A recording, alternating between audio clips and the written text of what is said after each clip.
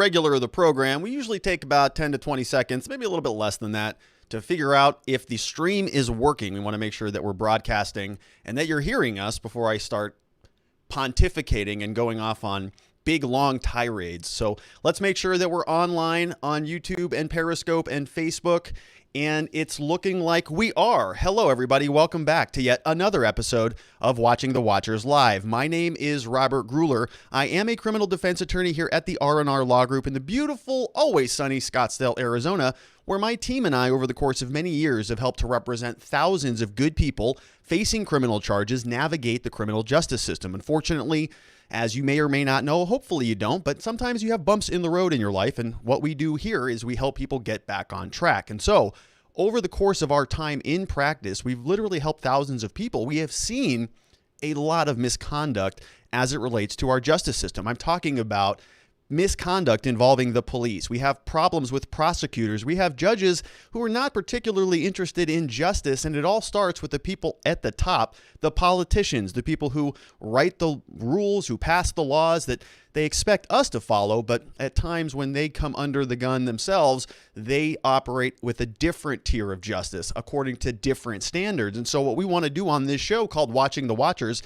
is shine the beautiful, bright spotlight of accountability and transparency down upon the system to see if we can clean it up a little bit. And that's why we're so grateful that you're here, that you're a part of the program. Today, we're talking about, again, the politicians, because we're still in the middle of what I've been calling the biggest legal battle in the history of the world right now, which is, of course, the election litigation. It's Team Trump going against everybody, the establishment, the government, individual electors. We have a lot of activity going on, and we've been covering it here for a long time. So today is all about Nevada. Nevada, people, what? Why are you talking about Nevada? Well, first of all, Donald Trump tweeted a little bit of information about what's going on with the case that we hadn't seen just yet, and we want to dive into Nevada. We spent a lot of time here on a lot of different topics, in particular different states, with Sidney Powell's lawsuit out of Georgia and Michigan. We spent a lot of time before and after the election on states like Pennsylvania and Wisconsin. And so a lot of people are sort of wondering, well, how does Nevada work? Why does this even come into play? Well, I'll tell you this. I read the lawsuit today and the response from the Democrats and the response to the reply to the response that the Democrats filed. And it's interesting. There's actually some new data here that is a little bit of a different take than a lot of the other allegations of electoral fraud that we've been following thus far. And so I want to dive into that with a little bit more detail, specifically talking about a new entry, a new player in the game, which is Agilis, I think is how we say the name. And this is a different election ballot counting company that has other problems with it, specifically regarding the signature verification. And so today we're going to go through a lot of legal documents, but it's some of the best documents that we've covered, at least as they relate to the election, because it is snarky. These attorneys on both sides are just kind of at each other's throats. And so it makes it, kind of fun to be candid about it. It's interesting. It's fun language. It's a lot of back and forth ping pong, and both sides are just slamming the ball down each other's throats. And so we're going to go through that in some detail today. And before we dive into the presentation, quick reminder that as this show is going on, everybody's chatting, on Facebook and on YouTube predominantly. And so if you want to send in a super chat or if you have a pertinent question, feel free to do that. I'm not going to look at them right now as we go through the material, but at the end of the program, Miss Faith clips all of the super chats, sends those over to me, and then I'll address your questions at the end of the program. So feel free to send those in if you are so inclined.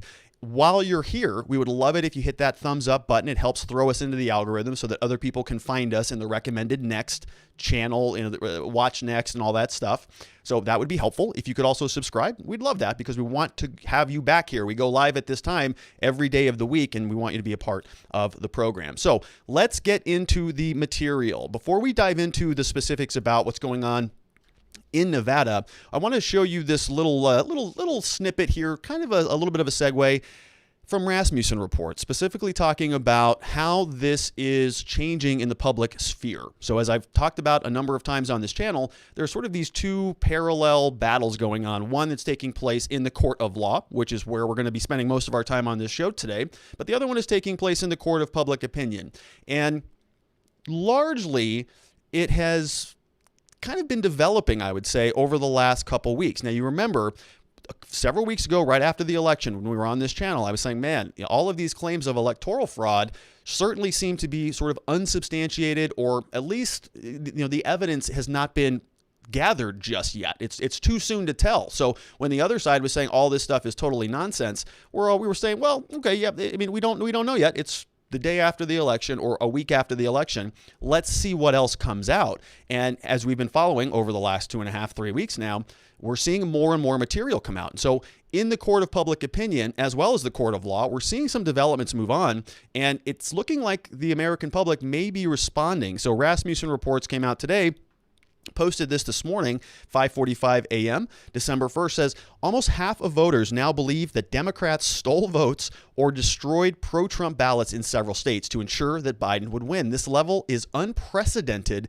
in American scientific polling history. And he's actually retweeting a prior tweet that he put out on November 29th, where he's saying almost half, 47% of U.S. likely voters now believe there was enough fraud to ensure Biden would win in the recent elections, including 75% of Republicans and 30% of Democrats, which is it's just huge. And we've been talking about that here, that one of the main goals of this program is to kind of dissect a lot of these claims to see which ones hold up, which ones will carry some weight, and which ones won't. And as we've talked about, some I think have some pretty good bearing, or at least they're worth a continued investigation. And some of the others, like Sharpiegate, which I used a Sharpie in Arizona and I checked it, and I think it worked. I think some of those claims are maybe they don't carry so much water, and so that's what we're trying to do here. But what we're seeing is more and more Americans, I think, are now coming to their senses in a certain extent and saying, well, maybe the original allegations that there was no fraud whatsoever, maybe that's not so much the truth. And so what I was thinking about is this progression that we've been documenting on this program over the last 3 weeks. And what we have seen is this kind of this modification of the narrative. I'm calling it narrative shifting. And we'll see that it's really been kind of following this progression here. So you may remember right after the election took place, everybody in the mainstream media and kind of elsewhere was talking about this idea that there was no fraud at all. You remember that? There was no fraud. It didn't exist. There was nothing. There was just zero fraud. That was the claim. You can go back and find the headlines that as soon as the allegations of fraud started coming out, they were immediately writing headlines that there was no fraud. And many people were thinking, like, zero fraud? Like, you can't find one instance of fraud anywhere in the United States, in any state, in any precinct, in any county? That doesn't make any sense. And they recognize that. So then what we saw about a week later was this concept that there's no widespread fraud, right? That was the modification. So it went from no fraud to now there's no widespread fraud. Okay, so does there need to be widespread fraud in order to change the course of the election? I think maybe a couple cities, a couple precincts with some targeted votes, that might be enough to flip the scale, because we're not talking about needing to win a popular vote. You just need to win a couple different states with the number of electoral votes that you need to get to 270. That's all you need. So it was sort of changing the goalposts a little bit. It went from no fraud to no widespread fraud. And then last week, we spent a lot of time talking about this word, baseless. So there was no basis for it. We spent a lot of time talking about Sidney Powell and her lawsuit and all of these different expert witnesses who have a lot of credentials, a lot of specifically informational security, warfare, deep dive analytics stuff. Very, very credentialed individuals. But what we were seeing from the other side and from those who don't even want to talk about this is that it is baseless. That was their allegation. Now today, because there's a lot of basis for these types of complaints, as we're seeing in some of these legislative hearings, and we're seeing some of these new court filings. We've got hundreds of affidavits. We've covered dozens of them here. We're seeing maybe there is a pretty decent basis for this. And so the goalposts are changing yet again, and now we're at unsubstantiated. So now they're saying, well, there may be a basis for it. Yeah, okay, so there's a basis for the complaint, but it's unsubstantiated. That means that other people haven't come out and confirmed this. And so it feels like this little slow drip of changes in the narrative is happening kind of right before our eyes, and it's progressing towards this acknowledgement that there is more to talk about here. The original reaction from everybody who didn't want to talk about it was that it's done, it's over, there's nothing worth talking about, period. Stop talking about it. If you do mention it, you're going to get demonetized on YouTube. You're going to get canceled off Twitter or any of the other social media platforms. Or if you're not going to be canceled, they're just going to add a little asterisk under your comment to say, this is actually not true. This person's an idiot. You should just go ahead and click the source because everything that they say is wrong. Here is the official source that we want you to believe. And so we're following that along. And this is what we were kind of predicting here, that a lot of the initial stuff was going to be a little bit, without merit or a little bit questionable. But what we want to get to is the point where we're talking about discovery, when we're getting the information in front of a judge, when we're having the merits of these claims heard in court, where people can present evidence, cross-examine witnesses, do the audits, the forensic audits, do some analysis on some of the information, because right now the government is in possession of all of it. They control the machines, they control the contracts with Dominion, and what we're going to talk about here with Agilis and all of the other, that's their purview. They're in control of that. And so should we just presume that everything that they have in their possession is just okay? It just works. It's all good. We don't even have to ask any questions about it. Well, that doesn't make any sense. And so a lot of these underlying lawsuits have been saying, give us some access to some more material. Give us some additional data so that we can do our own investigation, because we don't trust you, government. We don't think that everything that you tell us is 100% accurate, credible, or legitimate, because you got a pretty bad history of standing by your integrity, government. Nobody thinks that the government, I'm sure there are some people, but the majority of people really have a lot of disdain for their government. Look at the approval rates for Congress. Look at the approval rate for the Senate or the House on a federal level. They're terrible. They're always terrible because nobody has any faith in government. Unless it's an election, then suddenly we're supposed to just sit on our hands and say, sure, everything was done by the book and totally appropriately.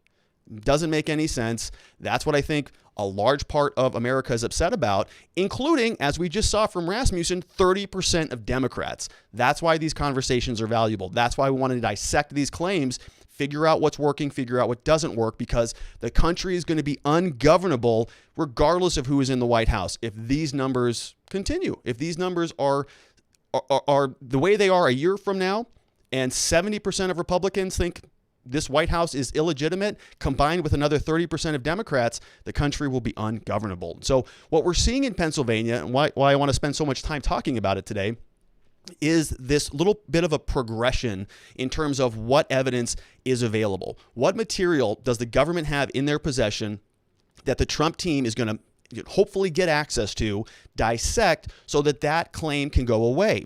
If they get access to the material, they do their audits, they get control of the software, they bring their expert witnesses in, they do whatever they need to do in order to satisfy their curiosity, then that would eliminate that claim. Either they find something and the claim moves forward and we talk about invalidating votes or having a new election or whatever that is, or they see it and they say, yeah, you're right, it was done well. No algorithmic fraud, no worms manipulating things. You're right, it wasn't connected to the internet. You're right, it was actually scanning the signatures properly. Then we can dissect that claim and we can throw that one out and say, yeah, it wasn't good, but we at least looked at it. That's what we're asking for. And in Nevada, we're getting closer to that. So as I mentioned, late last night after this program on November 30th, Donald Trump issued a tweet and he said here, a judge in Nevada has ordered Clark County officials to allow an inspection of the elections equipment and sealed containers used in the 2020 election by 1 p.m. tomorrow, which is 1 p.m. today. And then he tagged some individuals who you may want to follow because they're closely related to his legal team and his administration. So what he is saying, today, apparently, was the deadline according to this court order out of Nevada. Now, as we know, Donald Trump is not particularly, super tight with the facts in some situations. So sometimes he'll say some things that aren't really fact-based. I personally don't have a lot of issues with that. I don't think that facts are particularly relevant in many situations. Many people think that facts will change somebody's opinion, but then I give them an example and I say, well, go to somebody who thinks that something is a certain way, present them with a fact, see if that changes their perspective on anything. The answer is almost 9 times out of 10 that it doesn't. People really don't care about facts.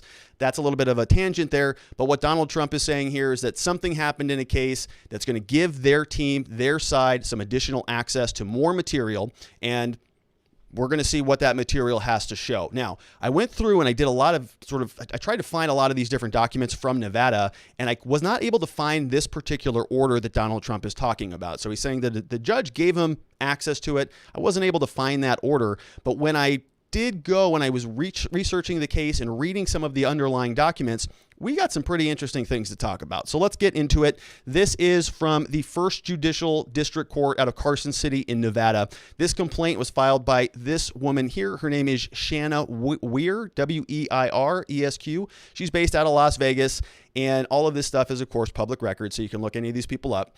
And this is the document that she filed back on November 17th. So keep this in mind. This is looks like about 2 weeks after the election. She filed what's called a statement of contest of the November 3rd presidential election. So you can see here, she is representing candidates for presidential electors. Again, this is the standing issue that we've seen around the country. And she's filing the lawsuit against the other electors. So they're arguing about the people who are going to be casting the electoral votes. And she filed this lawsuit in a lower-ish level court, working its way up through the state court in the First Judicial District out of Carson City, Nevada. And I want to spend some time talking about how this entire document breaks down. It's about 21 pages, and it covers a lot. It covers a lot of things that we've already talked about, and so we're going to gloss over those things. But let me do a brief recap here. Talks specifically about people before I get into the details of the complaint. Remember what we're talking about in a lot of these lawsuits. It's identifying buckets of votes. If you can find a big bucket that has a lot of votes that are for the other team, and you can throw that bucket out, that's good for your team. And if you can identify even sort of buckets that aren't necessarily for Joe Biden or any particular candidate, but you can say, well, this bucket is entirely illegal because of X, Y, and Z. Like this bucket, all these votes came in 3 days after the supposed deadline, and so we're going to invalidate them regardless of what candidate they're for. So that's kind of what we're talking about here.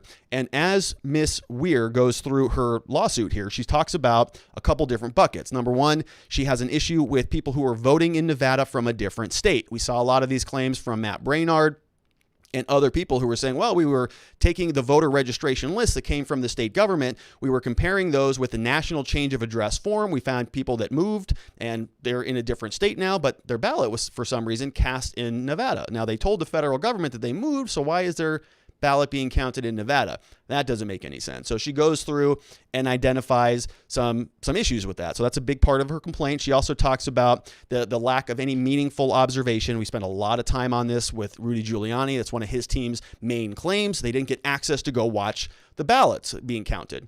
She talks about provisional ballots and people being able to vote in multiple precincts. So a provisional ballot, if you don't remember what that is, if they don't know whether you voted or not. The government doesn't know if you've already cast a ballot. So if they mailed you a ballot and you show up at a polling place without a ballot and you just say, hey, I want to go in and vote, well, they don't know if you got your mail-in ballot, you already sent that back, or what happened. So they don't want to let you just go in and cast a vote in person because you may have already sent your mail-in ballot back. So now they got to do a provisional ballot, which means you then will fill out a ballot. They'll confirm that only one of your ballots is being counted. If two get counted, they'll throw one out and they'll let the other one in. Or if they confirm that your mail-in ballot never came back, then the provisional one will count. So there's a lot of rules that you need to follow in order to make sure that is done appropriately. You can't just have a bunch of people showing up and casting ballots if they got one that they've already sent back in. And so one of the other allegations here is that these provisional ballot rules were totally messed up. Nobody was following them. There was no specificity. There was no rhyme or reason to how they were admitting these things. Different precincts had different rules. And what that does is it really makes the vote sort of unequal. If somebody gets to vote twice, your vote is no longer as good. That person got 2, you got 1. You're really a half of a vote at that point. So it disenfranchises your vote. You don't have the equal protection of the law because your vote doesn't count as much as somebody else's does, which I think is a pretty compelling argument. Now, she continues on. She says that there were some illegal voting drives. Essentially, she talks about this idea that they were going to certain communities and they were trying to rally votes, offering different incentives that were in violation of Nevada law. And that kind of rounds out the majority of the complaint. Now, we've spent a lot of time talking about most of that, but what we have not seen thus far is a really deep dive on this signature issue, whether these signatures are being counted appropriately. And Ms. Weir does a very nice job of going through this and detailing some of what the problems are here, because we saw a lot of this in Georgia. We've seen this elsewhere around the country where it's sort of, what's going on with the signatures, right? We know that it's important. We know that it connects the ballot to the voter. That's really the only point in the entire process where you can make that identification. If anything is compromised after that point, then you could just presume that you're just introducing a number of ballots into a system to distort the final votes. We talked a lot about that with chain of custody issues and so on. And so here she talks about a new system, a new piece of software called Agilis. And I've got some pictures of it. We're going to go into some of the user manual, but let's take a look, because the rest of what we're going to talk about with Ms. Weir's complaint is specific to this issue, this signature matching issue and this voting company, this voting software. So as we dive into her complaint, we're going to see that she starts off with the statement of the contest. This is sort of a general overarching statement about what the underlying complaint is going to be. And she says this election contest, so this lawsuit arises from irregularities, and she specifically talks about this guy named Joe Gloria. Joe Gloria is the registrar for the Clark County Commission, and she says Nevada election officials developed and implemented an election system that was highly susceptible to fraud and abuse. We're going to talk about that. And she says the registrar in Clark County himself said his staff, quote, discovered discrepancies that we cannot explain, end quote, and cannot be remedied without a recount. Issues a footnote and says literally you can go to the Clark County Commission meeting on November 16th, 2020, which of course is after the election, and that's what that individual had to say. So their own registrar is saying there are some discrepancies here. We can't even explain it. The only remedy here would be a recount. And so, you take a look at a quote like that, and if you're on Team Trump, you're throwing your hands up, you're saying, see, the own government officials are admitting this. This is a disaster. And if you're somebody on the other side, you're saying, well, that was probably taken out of context. He's probably talking about a lower level down ballot race, something that doesn't impact the presidency and so on. And so you can see where this tension starts to bubble up. But the rest of Ms. Weir's complaint goes through and sort of details what a lot of these discrepancies are and why this is so problematic. But before we go into it a little bit further, let's back up a little bit. We're going to talk about specifically what's called Act AB 4. Is what they call it in Nevada. And this is what the act has to say. So timing here is very important. Before I show you this next slide, remember how important timing is. So yesterday we spent some time talking about Pennsylvania and the Supreme Court order that was going to be dismissing the underlying complaint, and their rationale for dismissing it was the lawsuit should have been brought previously. They waited too long to file the claim.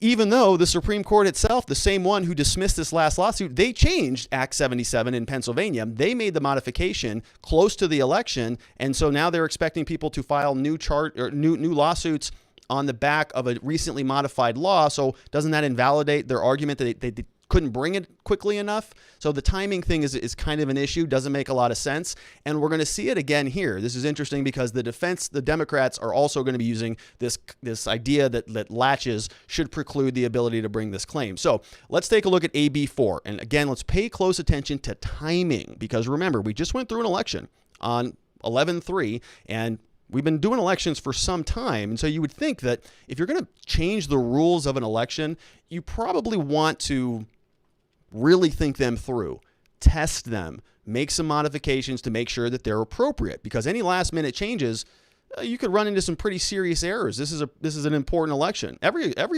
election is important for every single candidate. They all want to win. They all are running to get involved in government. Everyone is important. So if we're going to make some major dramatic changes, wouldn't it be good to make sure we have plenty of time? We give ourselves a lot of runway to go test these systems, maybe try something on a small, lower level election on an off year before we roll out some major changes to the entire state. I mean, that's just how I would think. But what does the legislature do over in Nevada? Well, on Friday, July 31st, so just 3 months before the election, more or less about 3 months, we see that they introduced a new act. They called it Act AB 4. And specifically, it revises provisions relating to elections. And you can see here, this is not a minor change. This is an act relating to elections. It enacts provisions for conducting elections adversely affected by certain emergencies or disasters. What does that mean?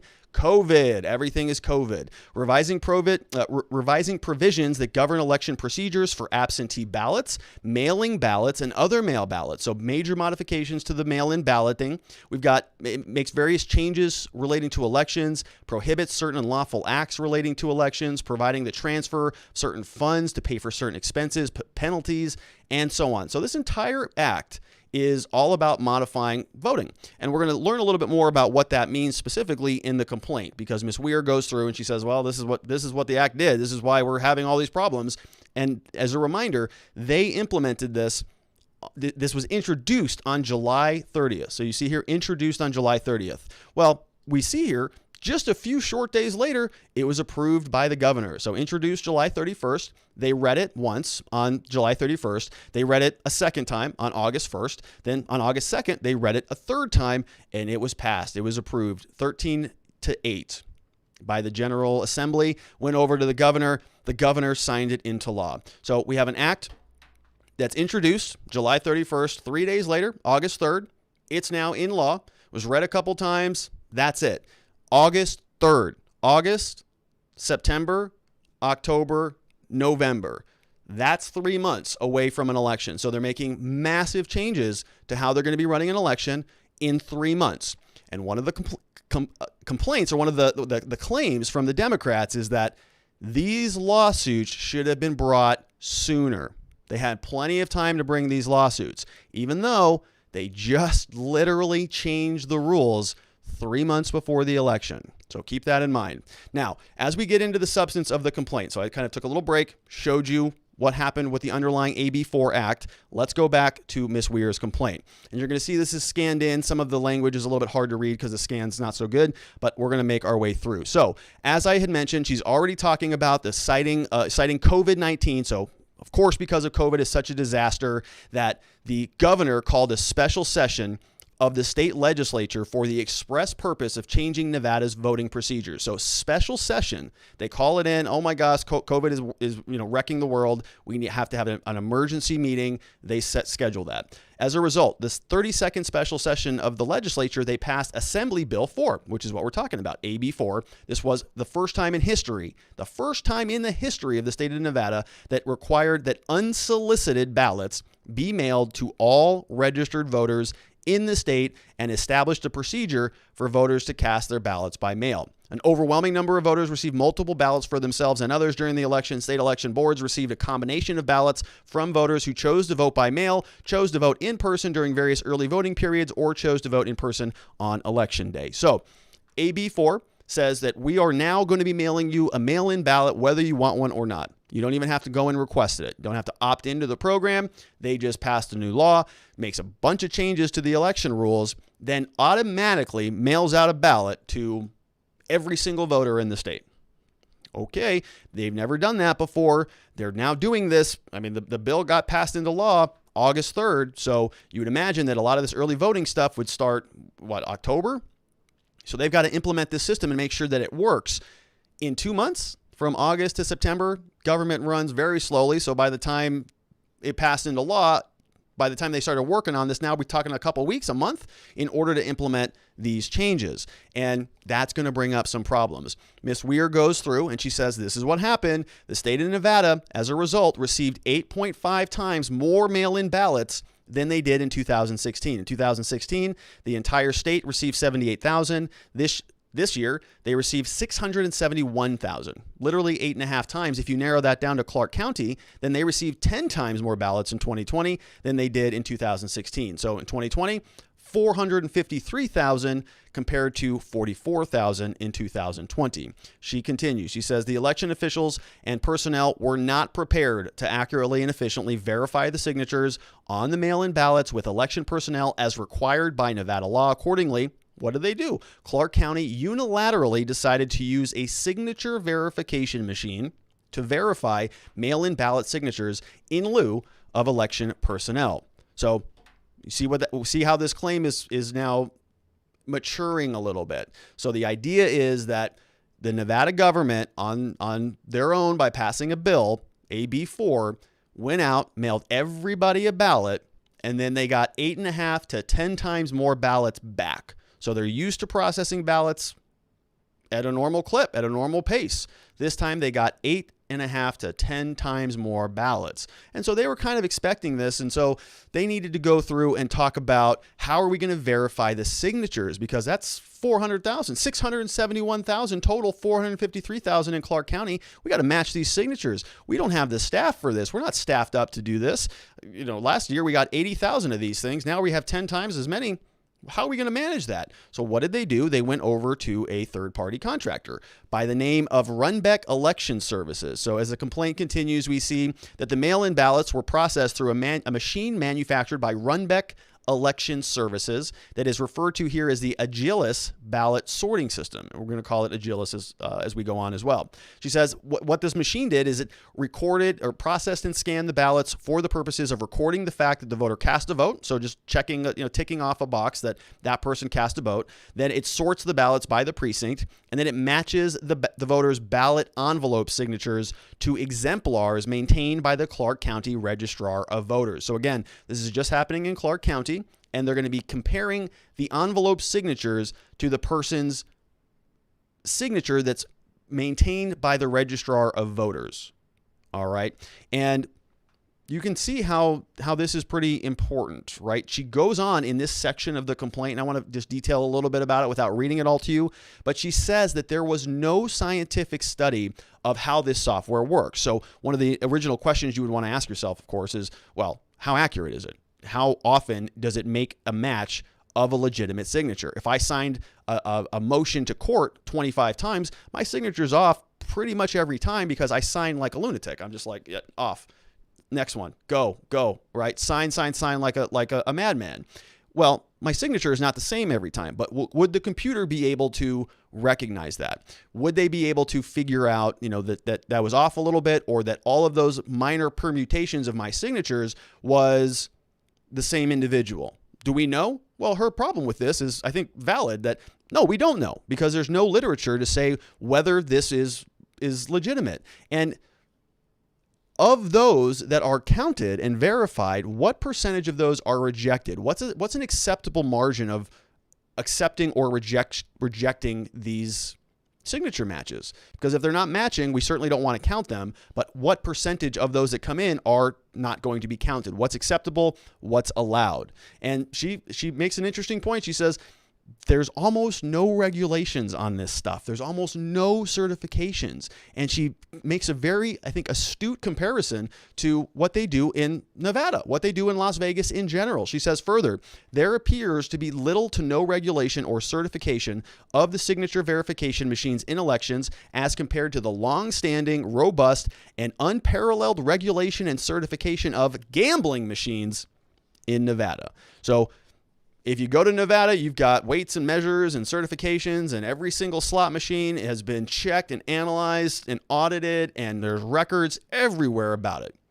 But if you have a voting machine that's counting ballots, we don't even really know what the approved rejection rate should be. We don't even know whether it's legitimate or credentialed. There's no ability to audit a lot of this stuff. What the heck is going on? Why is this taking place? So she spends a lot of time talking about Agilis, and I want to show you a little bit about what they have to say about it. So here is one of the machines in question. Now, I don't know if this is one of the actual machines that was used in Nevada, but it certainly looks like it, right? It's the same type of machine that Ms. Weir is mentioning in her lawsuit. She says it's run by Runbeck.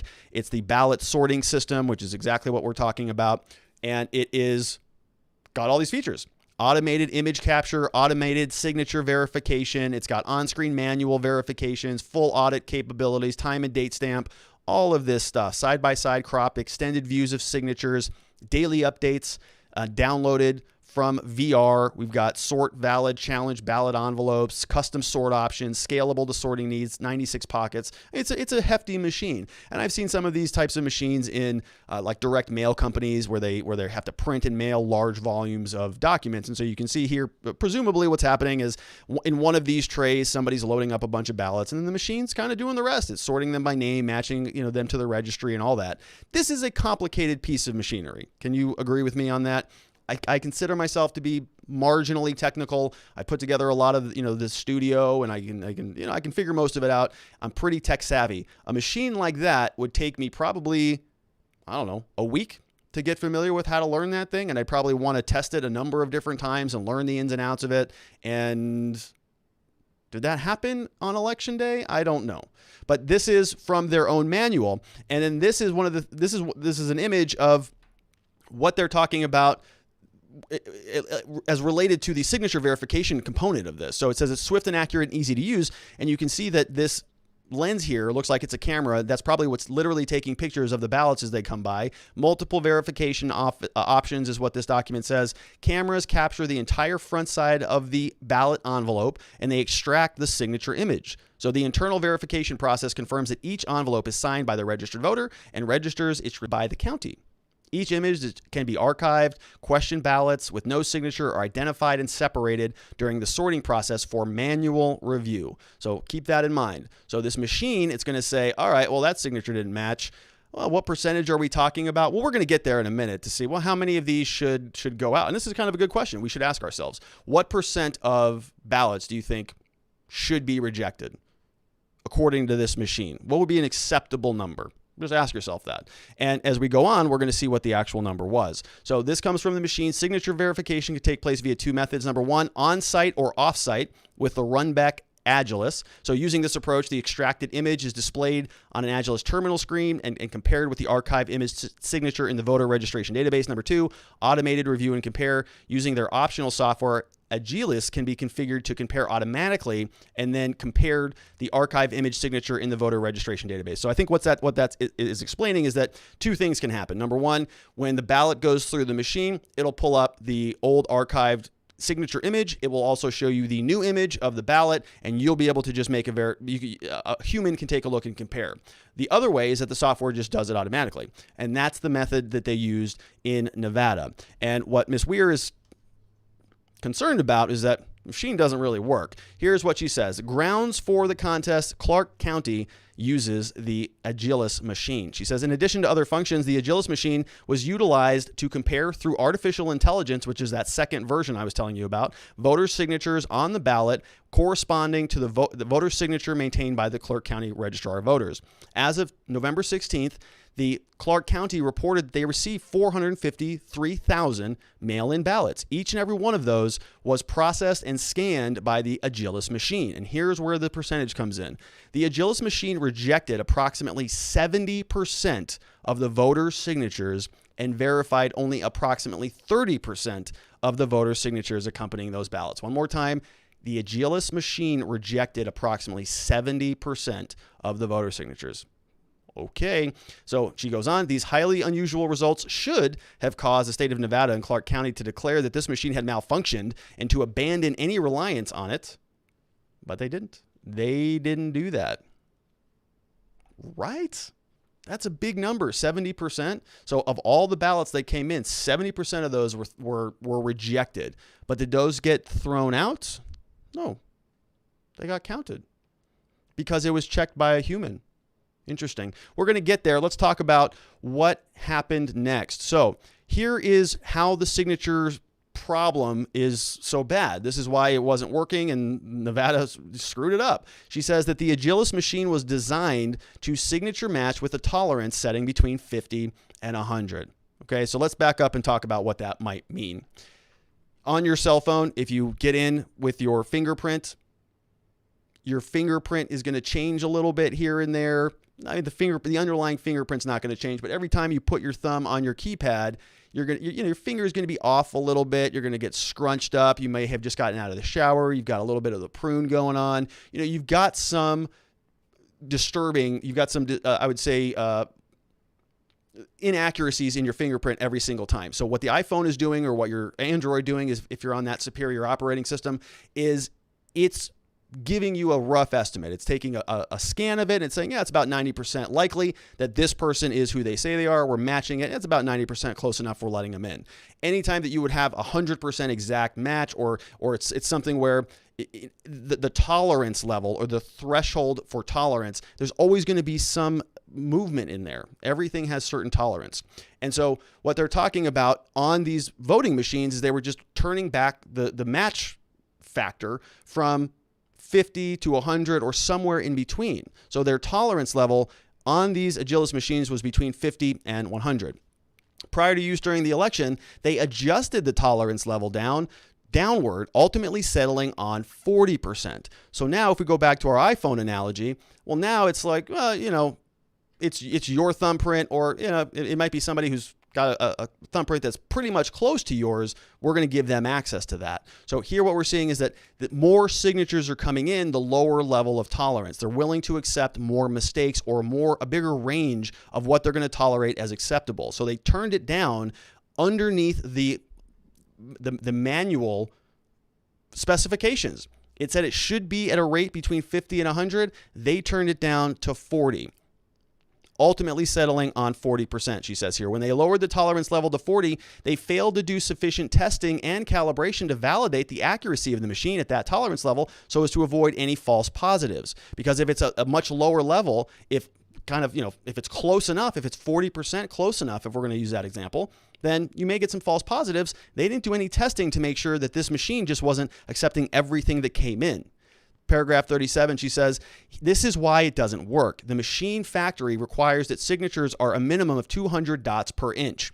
This is important. Dots per inch, that's how a printer prints things. How tight of a resolution is the print going to be? And it says it must be at 200 dots per inch in order to meet the minimum standards for the machines matching artificial intelligence technology. Most of the voter signature exemplars in Clark County originated from signatures that were maintained by the Nevada Department of Motor Vehicles, the DMV. The DMV does not have the technological capacity to scan signatures at 200 DPI. They scan them at a much lower resolution. Therefore, the signatures obtained from Nevada and the DMV are below the minimum resolution required by the Agilis machine to properly function.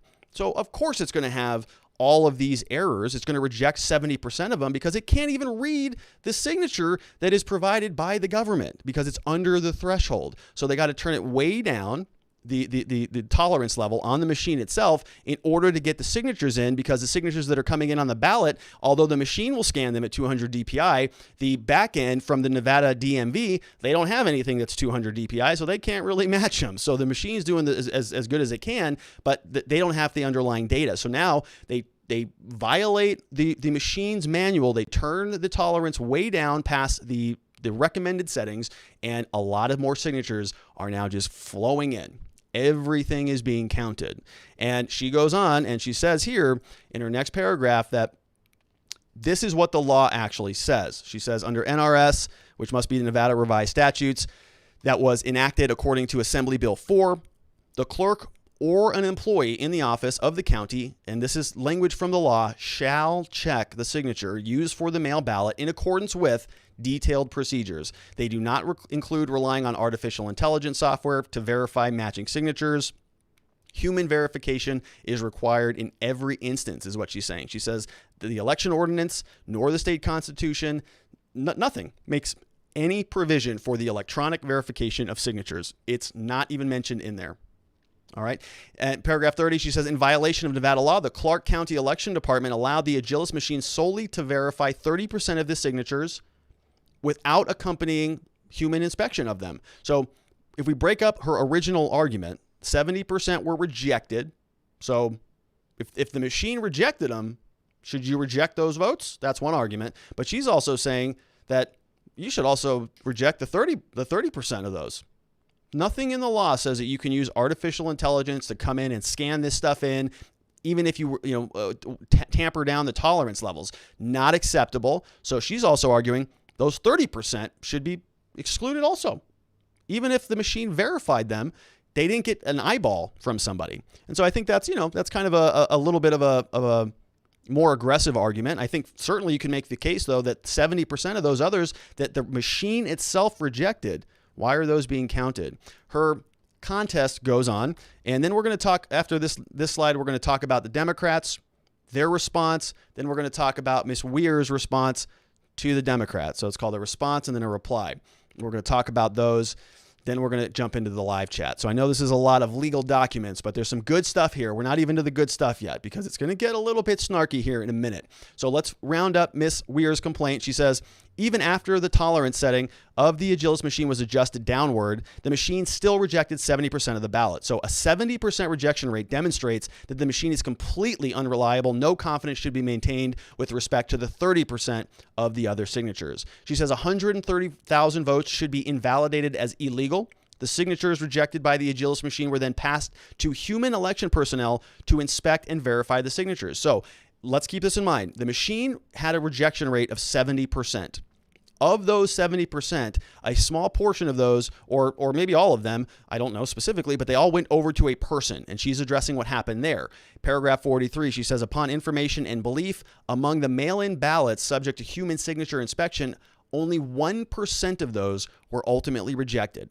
Isn't that interesting? So the machine throws out 70% of them, but humans take a look at it. They only throw out 1%. I wonder what could be the problem there. Well, the evidence in this matter will show that the Clark County election personnel were under immense pressure to, quote, push the votes through and were instructed to verify a signature match so long as at least one letter between the ballot envelope signature and the maintained exemplar appeared to match. Indeed, often the signature approved by the election county bore little to no resemblance to the signature on file. The method of signature verification is objectively unreasonable. And isn't that interesting? So machine says 70% no good. Humans come around, it's only 1%. And then, when you hear stuff like this, there are certain things that just kind of ring true to you. It just kind of feels true. And when you think about a big organization operating, a big government entity, a lot of different ballots being counted, a lot of activity going on, the idea that you're just going to match one letter, that sounds like something somebody would come up with, right? That sounds like somebody who was there would go, all right, well, Robert Gruler, I see a G in there. That's probably the same guy. Yeah, it's a G with a bunch of squiggles, so it's got to be him, right? No problem there. And then that just kind of spreads like wildfire. Everybody's looking for the first G or the first R, or you got an R and a G in there with a bunch of squiggles. So it could be Robert Gruler, it could be Robert Grulet, it could be Richard somebody with the last name G. I don't know, but it feels like something that the government would do. It feels like something that a big organization with almost little to no oversight, just kind of want to do whatever they want to do and just move this thing along, push the votes through. We got 600,000 ballots to go through. We've got these new machines in. They just passed this law in August. Nobody knows what the heck they're doing. Push the votes through. Looks like a G. The signature looks like a G. All right, it's good. Approve it. And you can see how ripe for malfeasance that entire situation is. If the machines are rejecting the ballots, but then other people are just overriding the machines and they're adjusting the tolerance level on these different machines, and it's a mess. So this lawsuit, I think, is very interesting. Now, we're going to get into the response. So the Democrats file a motion to dismiss the complaint. They object to any additional discovery going on, and it gets a little bit snarky here. So, they started it. Then Ms. Weir comes back, and they start talking about fish in the barrel, which is always a favorite as a criminal defense attorney. Every time we ask for anything from the government, they always say you're on a fishing expedition. So we're going to get into that here in a minute. All right, so that was Ms. Weir's underlying complaint. Now let's take a look at what the Democrats have to say in response. This is the defendant's motion to dismiss the statement. And you can see here it's the same lawsuit, same court, and they filed it shortly thereafter. And so as we go through this, we're going to see a couple of different arguments. Some of this is familiar, some of this not so much. Contestants cannot use an election to contest to litigate claims that have already been rejected. So the main point here is that this attorney is arguing that a lot of these cases have already been decided. Judge Wilson rejected these claims on the merits. They're saying that in cross, there was another lawsuit that took place in Nevada that involved the Trump campaign, involved the Nevada Republican Party, and it challenged a lot of these same issues.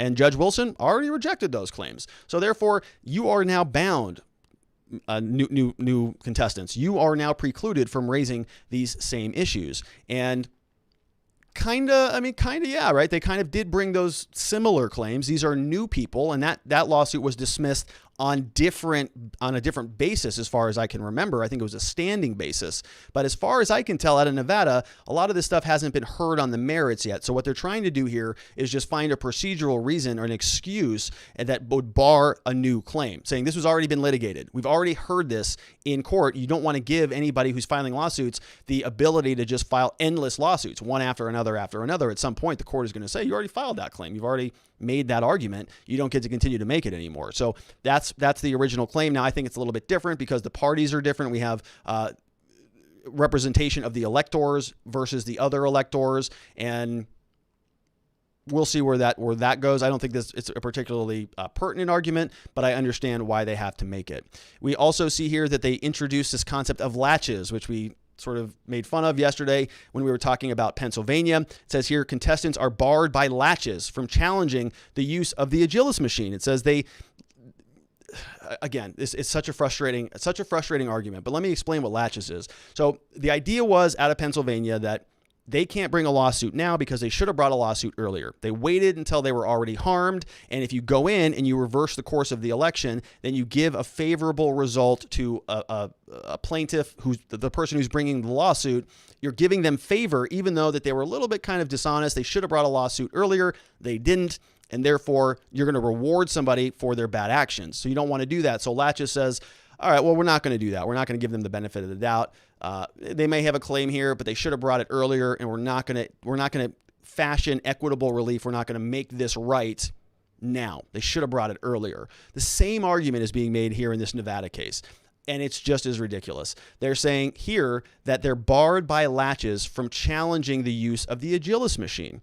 Well, the Agilis machine was just changed. It was just modified in August. It was just implemented in August because that's when the rule changed under AB 4. So when were they supposed to bring their lawsuit? Like immediately in August? Immediately in September, October, November? Or is this now a relevant claim because of how it was used during the election? It was used improperly during the election. That's the allegation here, that all of this stuff was not working during the election, that the tolerance level on the machines were turned way down, that they didn't do any appropriate testing, and that as a result of the election, 70% of them were rejected. That's when this problem becomes ripe. That's why they're filing the lawsuit now, because they didn't know before the election that Nevada and their electors were going to botch this thing so badly. How could they know that? So this argument of latches, again, it's the same, I think, stretch that we're seeing in some other jurisdictions, but you have to understand why they make them. It's a good argument if you're on that side of the argument. So this goes on. It continues before we get to some of the good stuff. And here they're talking about this idea of repetition without evidence. And I wanted to point this out because it's very interesting that this attorney is bringing up an issue about repetitive conversations without having any evidence. And then he literally refers to another judge, which is repeating another court's opinion without any evidence. That court also didn't rule on any evidence. So he's like upset that this other side is using repetition without evidence, but then he literally does that in this paragraph. He says, indeed, repetition without evidence is apparently the unifying strategy of the Trump campaign's nationwide challenges to Biden's victory. Rather than provide sufficient specificity about Nevada's election, this statement features many of the same vague, baseless allegations of misconduct that have always been alleged and rejected in numerous other states. For example, this past Saturday, a federal judge in Pennsylvania threw out Trump's lawsuit. So again, repeating what another court has done without discussing any of the underlying evidence. So he makes the claim that the Trump side is doing this, that Ms. Weir is doing this, but then goes through in the very next paragraph and does exactly what he's alleging the other side does. So pretty interesting there. And then it gets into the good stuff. So near the end of the document, we're going to see, I'm not sure where this is in the document, but he does say, and we see a lot of this language in a lot of the responses. If you have been a regular of the program, I don't typically cover a lot of the responses because it's basically the same boilerplate language, that it's all undermining democracy and so on. We've heard the arguments enough. And here he goes on and he kind of fleshes that out a little bit. And he says specifically that contestants' claims are little more than a frustrating exercise in generalization and evasion. They simply list categories of potential unlawful votes, add arbitrary, unsupported numbers to accompany them, and ask the courts to accept it as sufficiently certain statement of contest. Okay. The entire effort falls woefully short of the mark. It is not possible for the defendants to prepare any sort of defense, let alone on an accelerated time frame when the statement is lacking in anything resembling specific allegations. Okay. So you see, I underlined that there. This guy wants some specific allegations. He's unhappy that a lot of these things are a little bit general. And so one of the ways that you investigate cases is you get a court involved and you go through a process that's called discovery. That's where both sides discover evidence. You do interviews, you do depositions, you literally transfer documents. We still have courts in Arizona that require us to drop off CDs. We have to go bring cassette discs to the prosecutor's office and to the court. Otherwise, they won't give us access to discovery. In the year 2000, 2020, 2021 soon. Even in the year 2000, were they still using CDs? I think they were. Was the iPod around that time? I don't know. Anyways, the point is, it's discovery. You need both sides to go in and dissect the information. Right now, the government has all of the evidence, just like in a criminal case. If you're charged with a crime, they have the police reports, they have the body cameras, they have the material, they have the blood samples, they've got it all. And so it's the same situation here. The government has the material. They have access to the voting machines. They've got the hardware. They've got the software. They've got the contracts. It's all in their possession. So this guy, in response to Ms. Weir's complaint, is very upset that she's not making any specific allegations. But she doesn't have access to the data. She doesn't have access to go get this stuff. That's part of what she's asking for. And so as soon as she filed her complaint, she went through and filed another motion asking for discovery. Hey, I want to do more than 10 depositions. I want to go and really investigate my claims so that these things can be heard on the merits. And if you're a defendant, certainly you want to make sure that the election is done with integrity, that it's credible. If you run the elections in your state, wouldn't you just imagine you would say, yeah, sure, no problem. You want to come and do a forensic audit of this stuff? You want to come and open the boxes up and take a look and open up the ballots and make sure they're not printed on there and all this stuff? Come on in and do it. But they're not. They're opposing it. They do not want that to happen. So this guy wants a lot more specific allegations, but he's also opposing any discovery. He doesn't want to give them any additional access to any of this material. He says here in his motion, defendant's opposition to the contestant's ex parte motion. Ex parte motion means that it's filed sort of outside of the notice of the other side. So this means that Ms. Weir filed her motion requesting ex parte ruling from the court, essentially asking the court to make a ruling without consulting the other side. It's a sort of a not including the opposing party. So she filed that because she wants immediate depositions. She wants this stuff to move quickly. She wants to go start the discovery. So she said, I don't even care what they say. Here's my basis, why I think you should give me more than 10 depositions and grant all this discovery. I don't even care what they say. So then they responded, and now this is what their response is. And so he's unhappy about this idea that they want additional access to their material. Ms. Weir is filing this lawsuit to go get access to certain things. He's not happy about it. So he responds. He said, contestants filed an ex parte motion seeking to conduct endless depositions, which is not what she said, without notice over Thanksgiving week, all in the hopes of turning up some evidence of their far-fetched and baseless allegations. And here's where it gets good. If contestants want a license to go fishing this holiday week, they should ask the Department of Wildlife, not this court. Ooh, yeah, right. Feels good if you're an attorney. Oh yeah, don't call them into this court. Go to the Department of Wildlife. Get your fishing license there, madam. Don't bring that nonsense in here.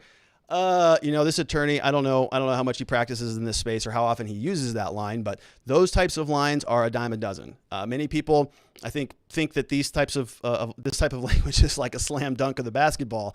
Not so much. I mean, if you're a criminal defense attorney, you hear this stuff, I think, in about every single response to a motion for discovery that we file. That's just what the prosecutors say.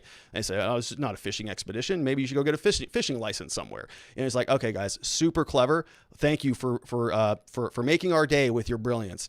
Hilarious. All right. So it goes on, and he really does not want to give them any discovery. He says this court should not oblige, as explained in the motion to dismiss, which we all have gone through already. It says that this amounts to nothing more than strained legal arguments without meritive and speculative accusations unsupported by evidence. This court should not allow the contestants to burden the court, the defendants, and Nevada's overburdened election administrators while contestants root around for a shred of evidence to feed their conspiracy theories. Ooh. Instead, the court should address these motions and the motion to dismiss before allowing, double underline from yours truly here, before allowing any discovery to move forward, and therefore deny this ex parte motion as substantively and procedurally improper. So you see how those two things are a little bit at odds with one another. On the one hand, he wants to dismiss the case because there are no specific allegations. So Ms. Weir comes through and says, all right, how about we do some depositions and you give us access to the discovery so that we can go in and see it because you're currently in possession of it all. Then we'll go ahead and amend our original complaint. We'll add some more specificity to it. How does that sound? He says, no, you're not allowed to do that. It's an endless fishing expedition. We don't want you to overly burden the court. We don't want you to overly burden the election administrators, which, by the way, is their entire job, is to run the election. If the public wants to say, hey, open your books, we want to see the source code, we want to see the source software, we want to see everything about it, that's our right. It's our election. It's our government. Why can they tell us that we don't get access to this stuff? So he doesn't even want to give her any information at all. So he wants to oppose discovery so that she can't get the specifics to make specific allegations, but also dismiss the case because she's not making any specific allegations. This stuff is happening all around the country, and it is very, very frustrating. All right, so she goes back and she files a reply to the response. So the way that it works is one person or one side makes the motion, the other side issues a response, and then the initiator of the motion can file a reply to the response. So as the original mover of the motion of the underlying complaint, you get another crack at it. So you say what you have to say, they get to say what they want to say, you get to slam it again on them. And so she's issuing her reply here, and she's a little bit snarky as well. And so this is back from her. You see here, contestants reply in support of the ex parte motion for leave. And this is her response. She goes through and she says, listen, in their opposition to our motion, the defendants attempt to spin a lawful and legal election contest into a mockery of jurisprudence. Instead of presenting valid concerns to this court, defendants open by subjecting this court to typical mainstream media histrionics. They're passing references to voter disenfranchisement and intellectually dishonest arguments about legitimate time-sensitive discovery as a fishing expedition, do nothing to address the issues before the court. And they don't do anything to address the issues. Contestants have no need, no desire, and no time to fish for evidence in the depositions. Indeed, contestants are already preparing to prove thousands of instances of fraud and irregularities. This is not a fishing expedition. It's shooting fish in a barrel. So she takes that fish analogy and just crams it on home. Although a majority of the contemplated depositions are for trial preservation and they comply with the Nevada statutes, the remaining depositions are expressly authorized by Nevada law on an expedited basis. They will only further expose the extent of voter fraud that was waged against the state of Nevada. Right? So just says, okay, well, we need access to it, Judge. We need to go see this stuff because it's just going to incriminate them even further. And she closes out her complaint or her reply. She says, in addition, defendants here, the opposing party, they attempt to assume the virtuous role of a protector of the Nevada rules of civil procedure. The rules are carefully crafted and so on. She says, in order for the contestants to have any meaningful opportunity to have their day in court and to present their case, some meaningful discovery needs to take place. This is precisely what contestants are seeking, nothing more, nothing less. And the law contemplates that, which is the only argument or the main argument that we've been making here. Give them an opportunity to be heard. Allow them to do some basic discovery to question the integrity of what the government is telling us happened. Now, the response to that is that all of this stuff is just muddying the waters. It's making people more aggravated, more agitated. It's somehow ruining democracy. It's somehow underneath us. It's conspiratorial. You see that other attorney responding there that all of these things are conspiracy theories. I don't know how that's accurate. I don't know how that's true. I think it's pejorative. They're trying to make you feel like an idiot for talking about these issues, even though with our own eyes and our own ears, we can see people coming into court with evidence and testifying. They're swearing under oath. This evidence would be applicable in any other court proceeding, but somehow we're supposed to think that that is not credible, that it's illegitimate, and that we're not even allowed to talk about it. What Ms. Weir is saying is, listen, we need to do some discovery. We need to do it in order to have our day in court. If we don't have it, none of this is going to be heard on the merits. and it's going to be dismissed like the other lawsuits. And that is not good for anybody. It's going to make everybody who's watching this stuff upset because they didn't get their day in court. They didn't get to do any meaningful discovery. And I was thinking about this in terms of the criminal context. We represent people charged with crimes all the time. And it's not a far off analogy here. A lot of the time, the government is in control of all of the evidence in a criminal case. If you're arrested for a DUI, they have the blood results, the body cameras, all of the 911 calls, all of the computer-aided dispatch records. They have everything in their possession. And when we go and challenge it, what they say is, we did everything by the book. Everything was perfectly fine. Everything was great. We followed procedures. Officers are good. Everybody's upstanding. Nothing to worry about here. That's almost never the case. There's always problems with what they do. We don't take their word for it. We shouldn't take their word for it here either. Allow us some time, some opportunity to go in and investigate these things. There are some situations in our example when we do investigate the case, and it was good. It was by the book. And we talk about our other alternatives. We counsel our clients on how we are going to handle that.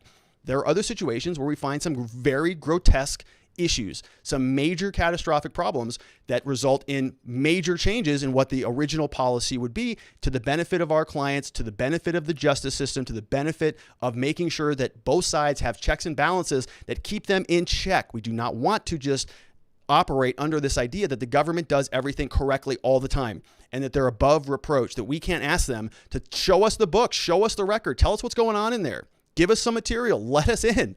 They want to just say, go away. Nothing to see here. We're not going to accept that. Neither is Ms. Weir, and neither are many of you, which is why you are here and a part of the program. And so that's it for the presentation part, which means it's now live chat time. So let's get that fired up. I know Miss Faith has been sending over some super chats that have been coming in throughout the show. I appreciate you all so much. Thank you for that, for the continued support. It's very humbling, and I'm grateful that you're here. And we have our first one from Becky Fay, who sent this one even before the show started. Very proactive, Becky. Thank you. She says, Rob, love your show. Watching the Arizona legislative hearing, thought I heard voter registration info is on servers in other countries. Did you hear that? I did hear that. I saw that. Actually, we talked about the colonel, I think a retired colonel. Can't remember the name right now, but he was talking specifically about the tracking the data and the internet packets essentially that were being transmitted in and out of Arizona. So he had this graph that he showed on the screen, or this chart that was kind of showing where all the packets were going. So technically I don't know how it works 100% in depth, but basically they're monitoring the internet traffic in and out of certain servers in certain locations, and they're identifying servers that are certainly not United States based because they're matching IP addresses or whatever from different parts of the world. And so they're seeing that a lot of data is going back and forth. So whether or not those votes were physically being transferred over there, counted, whether any of this ballot signature stuff was being done overseas, I don't know. But I mean, the allegation, the original argument, I think, was that none of this stuff was taking place overseas. These machines aren't even connected to the internet. This is all very localized. It's very proprietary, very secure, but very, very sort of siphoned off from the rest of the web. And we're certainly learning that that is not so much the case. One from Ryan Joray says, do you think Trump could actually win the presidency? What does the process look like for victory? And what's the consequences for those who committed the fraud and or funded the fraud? So, I've said this here before. Trump, I think, is got a lot of progress to go if he's going to secure a second term. Right now, it's an uphill battle, right? He's down in the Electoral College. It's not looking like a lot of the legislatures are going to be sort of changing course, but there is still a lot of time left. And so, we don't really know yet. I've always been in the camp that let's just see what the evidence has to say. This stuff will get sorted out in the courts. I'm not particularly interested in seeing the will of the people overturned in any way. If anybody, takes that from this show, I'm not interested in that. I want the people to have the president that they elected, which is why I think it's so important that we know who they actually elected. And that's why we're talking about some of these fraudulent issues. The process for victory for Donald Trump, it can go a number of different ways. Number one, he gets Biden knocked down under the 270 electoral votes. If that happens, then we have a contingent election in the House. If no presidential candidate has a majority, then you can look at the 12th Amendment, goes over to the House. We have what's called a contingent election. So that's one way that it could happen. Another way that it could happen would be sort of what the Trump team is doing right now. They're waging the war in the court of public opinion, and they're trying to go to the state legislatures. They were just here in Arizona. They were in Pennsylvania last week. They were in Michigan today, where they're literally trying to get the legislatures to take the power back on how they award their electoral votes and then go and give them to Donald Trump at a later date. So those are two ways that I think that can happen. Is anybody going to get prosecuted for the fraud? I highly, highly doubt that. So far, we have not heard of anybody's names or any organizations that we could tie to the production of the fraud. Maybe that comes out. If we see somebody who's named, who's responsible for it, who's a mastermind, maybe that would change. But I don't think we're going to see that. I think a lot of this stuff was done legally. Remember, political speech is very, very protected. It's important. We want that. We want people to be able to do things with their money. Now, that doesn't mean you can go and hire somebody to go collect ballots or harvest ballots or any of those things.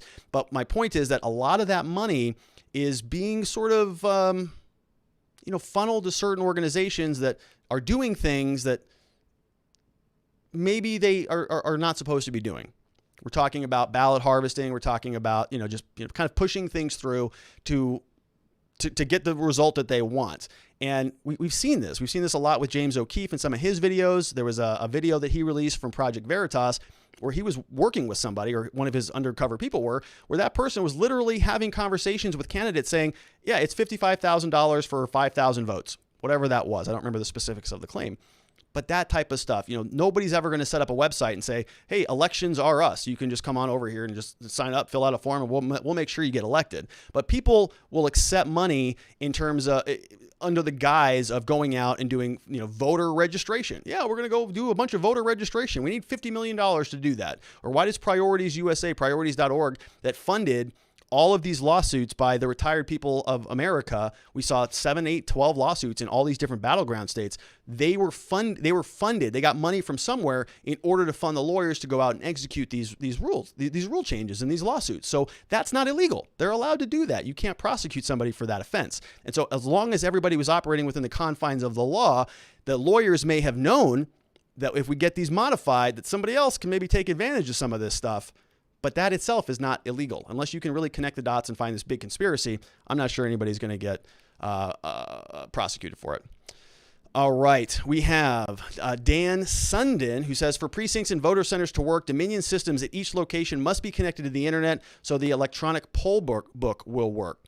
Yeah, so that's interesting. So yeah, again, more information. My thought was, I think the original argument was that all of these machines are isolated from the internet. They're not connected because they're using old software. They're using Windows 10 without any updates, or Windows 7, I think some of them were using, that don't have any of the security updates. So there's tons of vulnerabilities that people can exploit if it's connected to the internet. All you need to do is scan the Wi-Fi, find an open port, go in there and, do whatever you want to do if you're a computer hacker. I don't know the details of it, but, that's the issue. And so Dan is saying that they were connected to the internet. We have DK Bears _2 with a nice super chat. Says, great talk. I hope they prove the fraud beyond date. Thank you. Thank you, DK. I appreciate that. Thanks for the support. Thanks for being here on the channel. We have Dan Sundin again, who says, such that a registered voter can only vote once. Qualified voter files for county, state levels must be accessed via the internet for voter verification. So Dan's just once again confirming that these machines are actually connected to the internet. We have Wolfgang Deo, who says, I would say you are a pretty good math magician. Mathematics is the abstract study of change, patterns, structures, and the relationships between them. Oh, and numbers, but I hate numbers too. That's from Wolfgang Deo. Thanks, Wolfgang. Yeah, a big reason I went to law school, so I don't have to worry about the numbers. I have a business partner who's good with numbers. I defer that stuff over to him. Liberty or Death says, I am 37 and haven't voted since I was 20, absentee while deployed Army. Now domiciled in Texas, but my parents received 3 ballots for me in Henderson. See, so that's literally what they're talking about in this complaint, that people are getting multiple ballots because they were unsolicited. So liberty or death, your parents, who knows if they requested ballots or not, but they got 3 of them, whether they wanted them or not. Now, I'm sure that your parents are very honest and ethical people, and they would have no problem just sending 1 ballot back in. But if a huge contingent of the population thinks that Donald Trump is literally Hitler, literally, do you think that they would have the same scruples that your parents do or did? I would guess not. We have George McNair, who said lawsuit dropped today in Wisconsin challenging 220,000 votes. Yeah, I've seen a lot of activity going on in Wisconsin. So it's really sort of heating up. These lawsuits are flying all over the place, and they're getting better and better and better. Every iteration of them is getting a little bit more concise, a little bit more on point, which I think is sort of causing a lot of people in the media to, react concerningly, let's say. We have Wolfgang Deo again, who says, facts are opinions of observation. If you do not place yourself in a good place to observe the fact, you will not have an agreeing opinion on it. Yeah, so some interesting thoughts on facts. I could riff off about facts and opinions and persuasions for a long period of time, but I will not do that today. Liberty or Death comes back in, says, hearing the defense saying it should be dismissed because of latches and the PA court citing latches just makes my sides hurt. Needed that in exam week. Yeah, it's hysterical. I mean, they're really, really, really grasping for these things, and latches again, liberty or death. You might be in law school. I think you may be.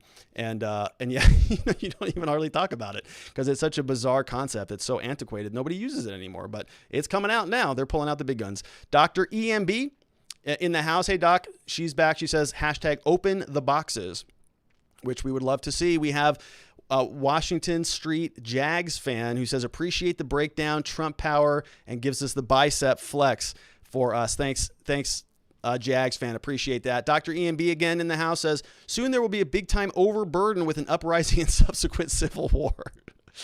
Yeah. Look, we're not condoning civil war or any violence. No violence on this channel. But yeah, I mean, they're going to be pretty burdened if for every single election in the future, nobody votes because they all think that the system is just a bunch of joke. It's just a joke, right? It's a problem. Think about it in terms of business. What if I'm a lawyer? I am a lawyer. I have a law firm here. What if, we represented somebody hired our office and they came to us and say, hey, I have this problem. I need you to solve it. We say, okay, great, cool. We can handle that for you. No problem at all. And they come to our office and we start working on the case and we totally blow it. We blow the hell out of it. We say, oh, everything is botched. They come to us with some case we don't know how to handle. It's just a mess. It's all over the place. Right? That would never happen because we're very good at what we do. But hypothetically, if that were the situation. And then when that person came back to us and said, well, listen, I want my money back, or I want to make sure that you did what you said you're going to do. Can I see some of the work that you did? And I just turned around and said, no, you can't get access to that at all. It's all private. It's our business. You can't get access to that. Well, but you didn't do a good job. Yeah, I did. I sure as hell did. I did a great job. We did everything by the book. We have the rules. Well, I'm going to sue you. Okay, well, you can sue me, but I'm going to file a bunch of response motions. I'm going to go lawyer up. I'm not going to give you access to anything. That's kind of what's happening. And then to add insult to injury, now we say the next time that person has a problem, they have to use us. They have to hire us again. They don't have any choices. They're going to use us again, and they're going to like us.